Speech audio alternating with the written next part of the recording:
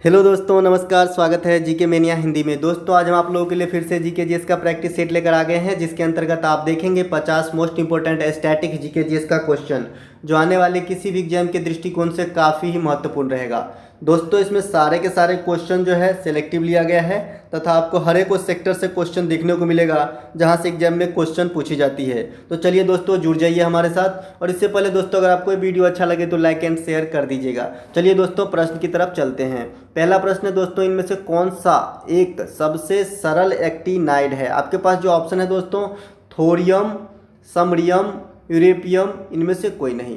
दोस्तों एक्टिनाइड किसे कहते हैं? जो पीरियोडिक टेबल के परमाणु क्रमांक 89 से 103 तक के तत्व को जो है एक्टिनाइड तत्व कहा जाता है। ये टोटल 15 होंगे गिनती में। और दोस्तों एक और आता है लेंथेनाइड तत्व, जो 57 क्रमांक से लेकर 71 परमाणु क्रमांक के तत्व को जो है लेंथेनाइड तत्व कहा जाता है। ये दोनों एक्टिनाइड और लेंथेनाइड एग्जाम में बार बार आते रहते हैं, इसीलिए आप इसे अच्छे से क्लियर कर लीजिएगा।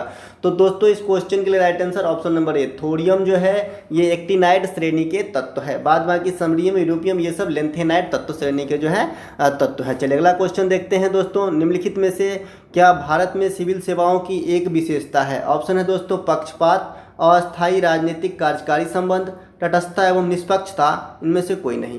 दोस्तों इस क्वेश्चन के right answer option number C, तटस्थता एवं निष्पक्षता जो है भारतीय सिविल सेवाओं की एक विशेष लक्षण है। और भारतीय सिविल सेवाओं का जो है गठन, मतलब लोक सेवा आयोग का गठन की चर्चा भारतीय संविधान में है, जो दोस्तों आर्टिकल 315 के अंतर्गत किया गया है। चलिए अगला क्वेश्चन देखते हैं दोस्तों। लक्काद्वीप एवं मिनिकॉय द्वीप का नाम बदलकर किस वर्ष लक्षद्वीप रखा गया? लक्षद्वीप जिसका अर्थ होता है दोस्तों लाख द्वीप, और लक्षद्वीप भारत का संघ राज्य क्षेत्र है जो अरब सागर में स्थित है। अरब सागर में स्थित है और इसकी राजधानी जो दोस्तों ये कावारती है। तो दोस्तों लक्काद्वीप और मिनिकॉय और अमीनी द्वीप के नाम से पहले जाना जाता था लक्षद्वीप को। और इसकी खोज दोस्तों 1956 ईस्वी में ही हुआ था, लेकिन 1973 ईस्वी में इसका नाम बदलकर जो है लक्षद्वीप रखा गया। तो इस क्वेश्चन में जो राइट आंसर हो जाएगा ऑप्शन नंबर बी हो जाएगा। चलिए अगला क्वेश्चन देखते हैं दोस्तों। निम्नलिखित संयुक्त राष्ट्र संघ में संबद्ध संस्थानों में से किसका मुख्यालय जेनेवा में नहीं है? ऑप्शन है दोस्तों अंतर्राष्ट्रीय श्रम संगठन, जिसका शॉर्ट मैं लिखूं तो ILO, अंतर्राष्ट्रीय दूरसंचार संघ ICO, विश्व स्वास्थ्य संगठन WHO, खाद्य एवं कृषि संगठन FAO। तो दोस्तों इनमें से जो खाद्य एवं कृषि संगठन है इसका मुख्यालय रोम में है। बाद बाकी ऊपर उपयुक्त तीनों का मुख्यालय जो है दोस्तों जेनेवा में है, स्विट्जरलैंड में है। चलिए अगला क्वेश्चन देखते हैं दोस्तों। भारत में समुद्री गाय किसके बायो रिजर्व क्षेत्र में पाई जाती है? आपके पास जो ऑप्शन है सुंदरबन, मानस, मन्नार की खाड़ी, नौकरेक। दोस्तों इस क्वेश्चन के लिए राइट आंसर हो जाएगा ऑप्शन नंबर सी, मन्नार की खाड़ी में समुद्री गाय सी काऊ पाया जाता है, जिसका अंग्रेजी में नाम होता है दोस्तों डुगोंग, DUGONG, डुगोंग कहते हैं अंग्रेजी में समुद्री गाय। इसका वजन दोस्तों 140 किलो से 200 केजी तक हो सकता है। और ये हाथी का दूर का मेहमान कहा जाता है। ऐसा भी क्वेश्चन पूछता है दोस्तों कि हाथी के दूर का मेहमान इनमें से किस प्राणी को कहा जाता है? तो समुद्री गाय को। चलिए अगला क्वेश्चन देखते हैं दोस्तों। ग्रैंड नेशनल कप निम्नलिखित में से किस खेल से संबंधित है? आपके पास जो ऑप्शन है कबड्डी, घुड़दौड़, खो खो, चौगान। दोस्तों ग्रैंड नेशनल कप जो है ये संबंधित है घुड़दौड़ से। और ये प्रतियोगिता एनुअल प्रतियोगिता है जो इंग्लैंड में होती है, लिवरपूल में जो है प्रतिवर्ष होती है। सन 1839 ईस्वी से चलता आ रहा है। घुड़दौड़ की प्रतियोगिता है ग्रैंड नेशनल कप। चलिए अगला क्वेश्चन देखते हैं दोस्तों। शाहजहां के नाम से शासक बनने से पहले शहजादे के रूप में शाहजहां का नाम क्या था? ऑप्शन है दोस्तों खुर्रम, जलालुद्दीन, सलीम, जहरुद्दीन। दोस्तों शाहजहां का जो पहले का नाम था शासक बनने से पहले, वो नाम था खुर्रम। ऑप्शन नंबर ए यहाँ पे बिल्कुल करेक्ट है। और शाहजहां के काल को मुगल साहित्य का स्थापत्य, मतलब मुगल स्थापत्य कला का स्वर्ण युग कहा जाता है दोस्तों, माफ़ कीजिएगा साहित्य बोला गया। और दोस्तों शाहजहां का जो कार्यकाल रहा है ये रहा है 1628 ईस्वी से 1658 ईस्वी तक। और इसमें जो है दोस्तों जलालुद्दीन का जो है अकबर का जो है नाम था जलालुद्दीन, और सलीम जो है जहांगीर का जहरुद्दीन बाबर का। चलिए अगला क्वेश्चन देखते हैं दोस्तों, निम्नलिखित में से किस सदन को प्रतिनिधि सभा भी कहा जाता है? ऑप्शन है दोस्तों लोकसभा, राज्यसभा, उपयुक्त दोनों, सर्वोच्च न्यायालय। दोस्तों प्रतिनिधि सभा जो कहा जाता है ये भारतीय सदन मतलब संसद के निम्न सदन को कहा जाता है, यानी लोकसभा को कहा जाता है। ऑप्शन नंबर ए यहाँ पे बिल्कुल करेक्ट आंसर है। चलिए अगला क्वेश्चन देखते हैं दोस्तों, सूर्य ग्रहण के संदर्भ में निम्नलिखित में से कौन सा कथन सत्य है? ऑप्शन है दोस्तों चंद्रमा सूर्य और पृथ्वी के बीच, पृथ्वी चंद्रमा और सूर्य के बीच, सूर्य चंद्रमा और पृथ्वी के बीच, उपयुक्त सभी सत्य है। दोस्तों जब भी सूर्य ग्रहण कहे तो कॉमा से पहले जो है दोस्तों चंद्रमा होना चाहिए। ऑप्शन नंबर है यहाँ पे बिल्कुल करेक्ट आंसर है। चंद्रमा सूर्य और पृथ्वी के बीच में आ जाती है तो सूर्य ग्रहण लगती है, और पृथ्वी जब चंद्रमा और सूर्य के बीच में आए तो चंद्र ग्रहण लगती है। तो दोस्तों अगर चंद्र ग्रहण पूछा जाए तो आप इस कॉमा, जो पहला कॉमा दिख रहा है, चंद्रमा के बाद जो कॉमा है, पृथ्वी के बाद जो कॉमा है, तो कॉमा के पहले पृथ्वी अगर आए तो ये चंद्र ग्रहण होगा। चंद्र ग्रहण याद रखने का छोटा सा तरीका है, इसमें आप कंफ्यूज भी नहीं होइएगा। और कॉमा के पहले चंद्रमा है तो ये सूर्य ग्रहण होता है। चलिए अगला क्वेश्चन देखते हैं दोस्तों, पुस्तक मैजिक सीड्स के लेखक कौन है? ऑप्शन है दोस्तों Vikram Seth, BS Naipaul, Kiran Desai, Jhumpa Lahiri. Magic seeds, तो दोस्तों इस क्वेश्चन के right answer option number B, magic seeds के लेखक है दोस्तों BS नैपाल। और ये पुस्तक जो है दोस्तों 2004 ईस्वी में ही प्रकाशित हुई। और BS नैपाल जो है दोस्तों नोबेल लॉरिएट भी है, भारतीय मूल के हैं। चलिए अगला क्वेश्चन देखते हैं दोस्तों, ट्विटर के खोजकर्ता कौन है? अगला ऑप्शन है दोस्तों Mark Zuckerberg, Charles Babbage, Evan Williams, Jawed करीम।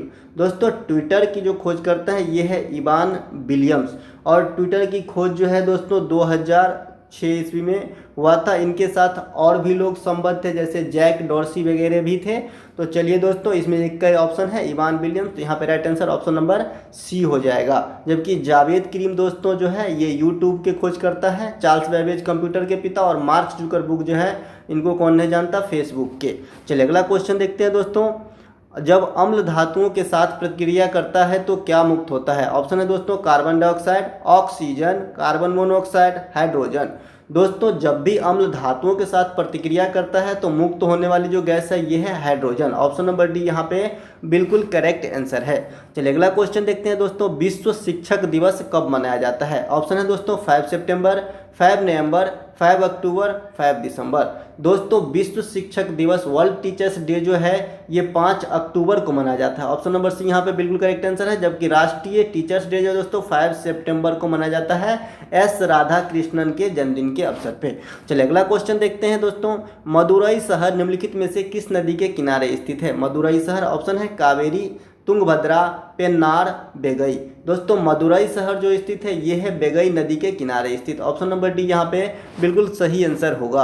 अगला क्वेश्चन देखते हैं दोस्तों, गिर निम्नलिखित में से किस जंतु का उन्नत नस्ल है? गिर जो प्रजाति है किस मतलब जंतु का है? ऑप्शन है भैंस, गाय, बकरी, भेड़। दोस्तों इस क्वेश्चन का right answer option number B, गाय से संबंधित है गिर। गिर जो है गाय का उन्नत किस्म नस्ल है, और ये आपको ज़्यादातर गुजरात में देखने को मिलेगा, और गुजरात में जो गिर है उन्हीं के नाम पे इनकी प्रजाति का नाम रखा गया है। चलिए अगला क्वेश्चन देखते हैं दोस्तों, राष्ट्रीय पादप आनुवांशिक संस्थान ब्यूरो कहाँ स्थित है? ऑप्शन है नई दिल्ली, लखनऊ, कोलकाता, मुंबई।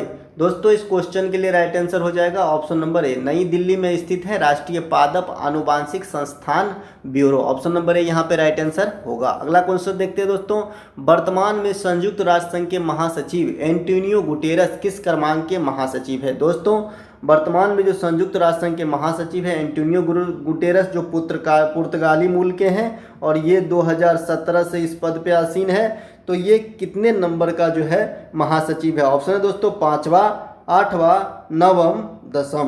दोस्तों इस क्वेश्चन का right answer option number C, ये 9th महासचिव है संयुक्त राष्ट्र संघ के, पुर्तगाली मूल के हैं, और ये 2017 से इस पद पे आसीन है एंटोनियो गुतेरस। चलिए अगला क्वेश्चन देखते हैं दोस्तों, प्रसिद्ध भारतीय खिलाड़ी साकेत माइनेनी किस खेल से संबंधित है? ऑप्शन है दोस्तों टेनिस, क्रिकेट, फुटबॉल, निशानेबाजी।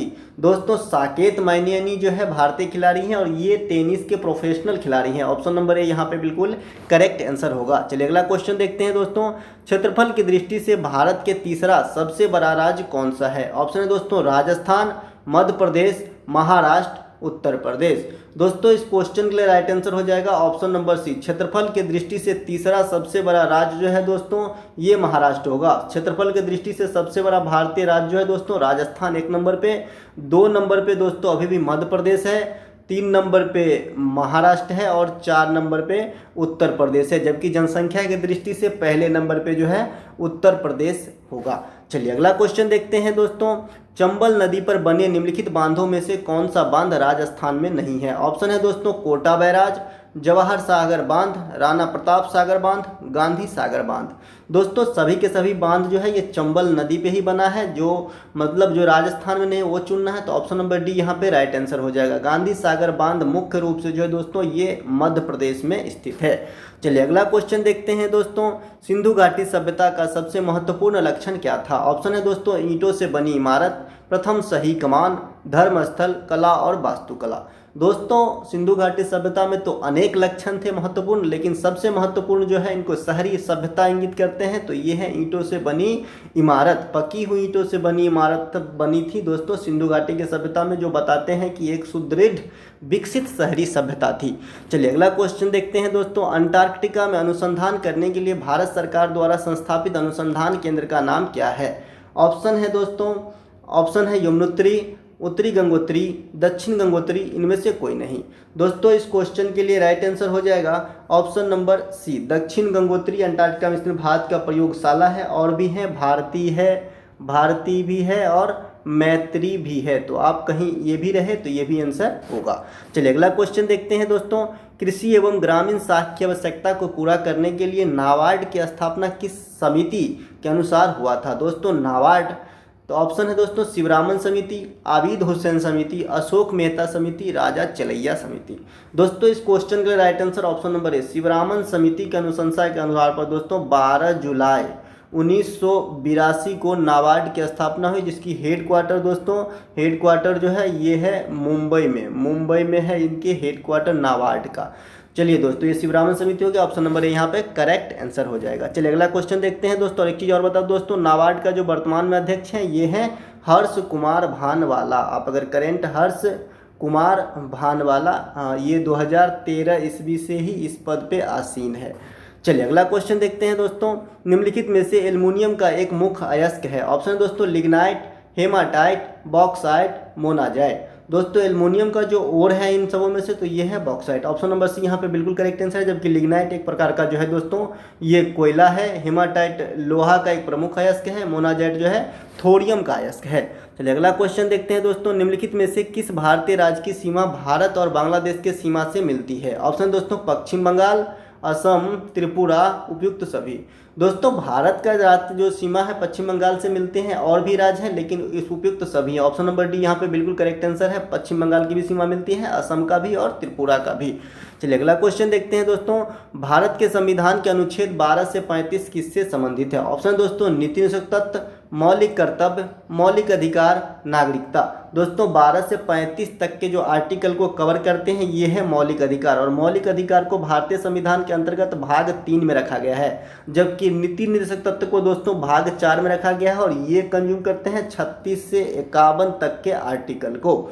मौलिक कर्तव्य को दोस्तों 51 के क में रखा गया है, और ये भाग 4 के क में रखा गया है, और नागरिकता जो है दोस्तों इसे भाग 2 में रखा गया है। 5 से 11 तक के आर्टिकल को कवर करते हैं, ये सब अच्छे से समझ लीजिए, आपको काम आएगा। चलिए अगला क्वेश्चन देखते हैं दोस्तों। भारत में राष्ट्रीय आय का लेखा रखने का दायित्व कौन सी अधिकृत एजेंसी का है? ऑप्शन है दोस्तों भारतीय सांख्यिकी संस्थान, नीति आयोग, केंद्रीय सांख्यिकी संगठन, राष्ट्रीय विकास परिषद। दोस्तों भारतीय सांख्यिकी संस्थान की स्थापना 1931 ईस्वी में हुआ था। नीति आयोग पहले योजना आयोग था, तो मैं योजना आयोग लेता हूँ, 1950 में हुआ था योजना आयोग जब नीति आयोग आया है।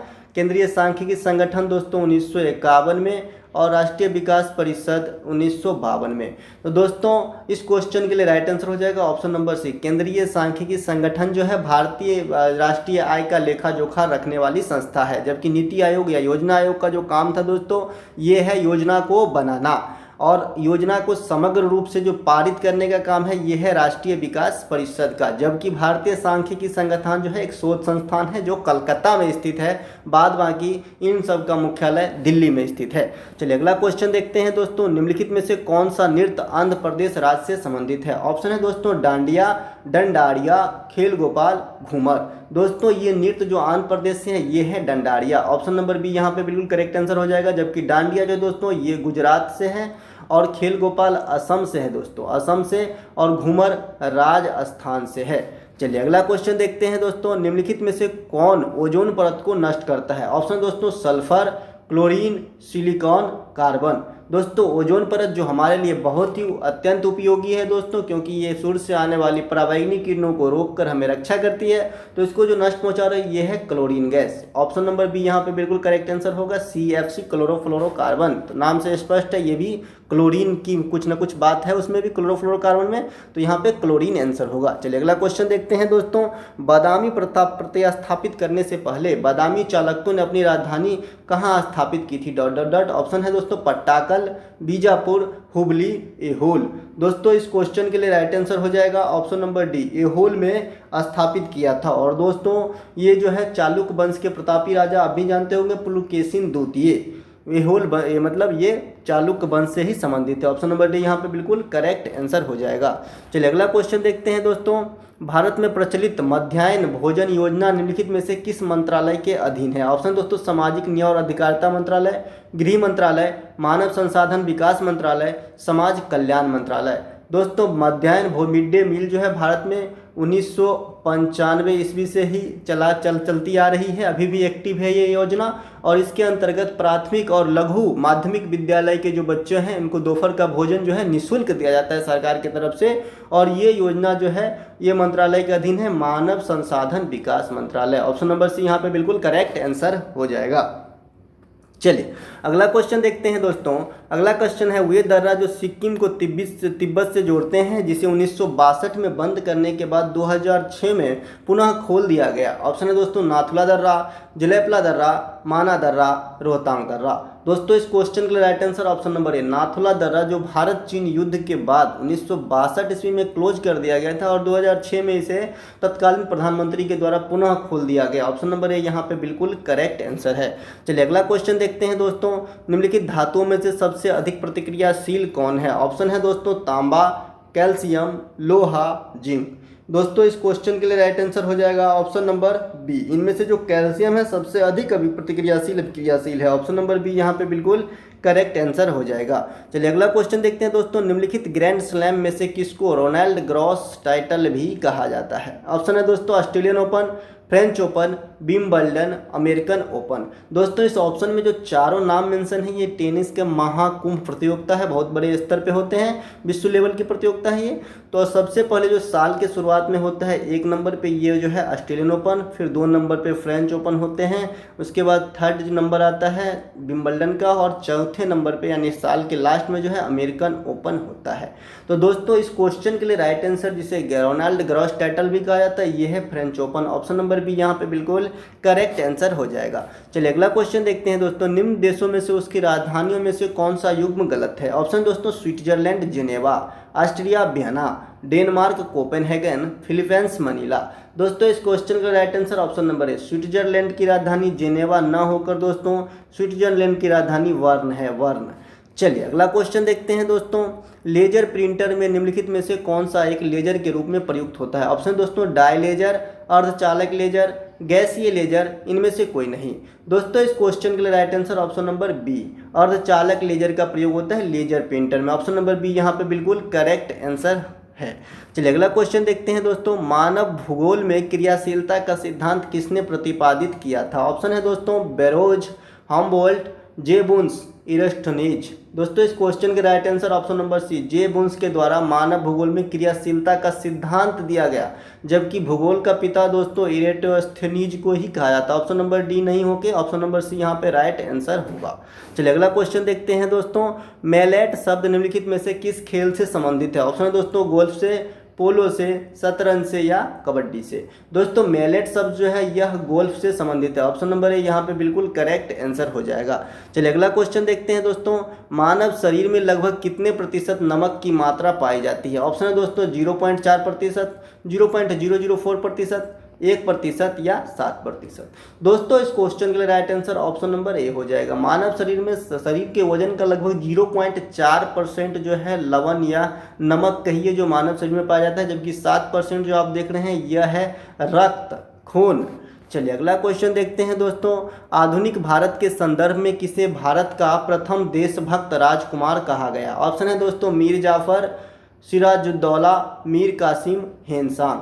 दोस्तों इस क्वेश्चन के लिए राइट आंसर हो जाएगा ऑप्शन नंबर बी, सिराजुद्दौला। जो प्लासी के युद्ध 1757 में जो रॉबर्ट क्लाइव और सिराजुद्दौला के बीच में हुआ था और सिराजुद्दौला जिसमें हार प्राप्त की थी, तो इस सिराजुद्दौला को जो है दोस्तों भारत के संदर्भ में इसे देशभक्त राजकुमार कहा गया है। जबकि देशभक्त राजकुमार दोस्तों महात्मा गांधी के द्वारा पंडित जवाहरलाल नेहरू को भी कहा गया है। तो आप कंफ्यूज नहीं होइएगा, जवाहरलाल नेहरू को भी देशभक्त राजकुमार कहा जाता है और सिराजुद्दौला को भी कहा जाता है। चलिए अगला क्वेश्चन देखते हैं दोस्तों, धातु के ऑक्साइड की प्रकृति क्या होती है। ऑप्शन दोस्तों अम्लीय, जैविक, क्षारीय, उदासीन। तो धातु के जो ऑक्साइड होते हैं इनकी प्रकृति हमेशा सदैव क्षारीय होती है। ऑप्शन नंबर सी यहाँ पे बिल्कुल करेक्ट आंसर है। मैंने अम्लीय और क्षारीय की परिभाषा जो है शॉर्ट में बता चुका हूँ दोस्तों। जिन चीज़ों का पीएच जो है 7 से कम हो उसे अम्लीय कहते हैं, जिसका पीएच 7 से अधिक हो उसे क्षारीय कहते हैं, और जिनका पीएच एक्यूरेट 7 हो उसे उदासीन कहते हैं। जैसे शुद्ध जल उदासीन होता है।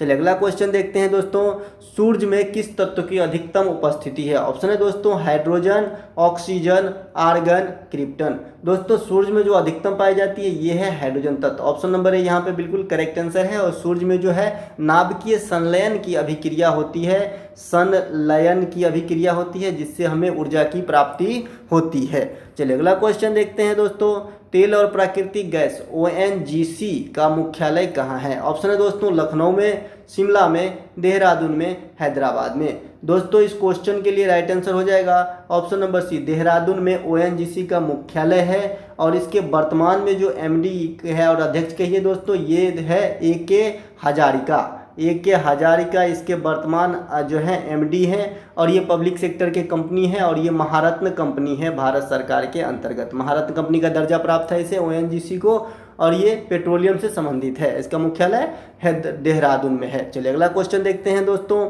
निम्नलिखित में से कौन सा ग्रह अपनी धुरी पर सबसे अधिक झुका हुआ है। ऑप्शन दोस्तों शनि ग्रह, अरुण ग्रह, बृहस्पति ग्रह, मंगल ग्रह। दोस्तों इस क्वेश्चन के लिए राइट आंसर हो जाएगा ऑप्शन नंबर बी, अरुण ग्रह जो है अपनी धुरी पे सबसे अधिक झुका हुआ है। और अरुण ग्रह की खोज जो है दोस्तों विलियम हर्शेल के द्वारा किया गया था। विलियम हर्शेल के द्वारा किया गया था 1781 ईस्वी में। और सूर्य से 7वां जो है ग्रह है दूरी के अनुसार। चलिए अगला क्वेश्चन देखते हैं दोस्तों, रामकृष्ण मिशन के संस्थापक कौन थे। ऑप्शन दोस्तों दयानंद सरस्वती, केशव चंद्र, स्वामी विवेकानंद, पंडित त्यागराज। दोस्तों रामकृष्ण मिशन के संस्थापक जो हैं स्वामी विवेकानंद जी हैं। ऑप्शन नंबर सी यहाँ पे बिल्कुल करेक्ट आंसर है। 1897 ईस्वी में इसकी स्थापना किए थे और रामकृष्ण परमहंस जो थे स्वामी विवेकानंद जी के गुरु थे।